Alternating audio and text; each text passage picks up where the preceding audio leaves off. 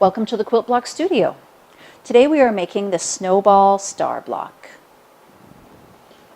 To make this block, you are going to need 1 square of red that is 7 1/4 inches. You're going to need 2 squares of white that are also 7 1/4 inches. We're going to need 4 squares of green, each 3 7/8 inches. We're going to need 2 squares of red that are also 3 7/8 inches. Lastly, we're going to need 2 squares of white that are also 3 7/8 inches.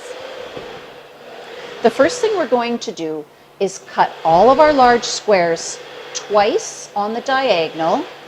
Repeat with your whites. That's going to give you a bunch of 1/4 square triangles. You're going to set aside 2 of each color, and the first piecing you're going to do is what's called an hourglass or a 1/4 square triangle. Stitch a white to a red and a white to a red, and then join those 2 pieces together. That's going to give you an hourglass block that looks like this.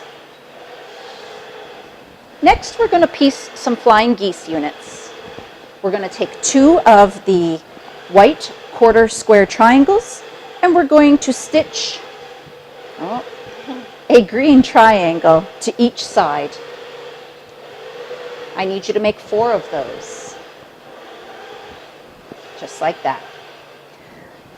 The last units that we need to make are 1/2 square triangles for the outer corners of the block. Use your favorite method to combine your white and red squares to make 4 1/2 square triangle units. Lastly, we're going to lay it all out with the hourglass in the middle. We're going to put a flying geese unit on all 4 sides.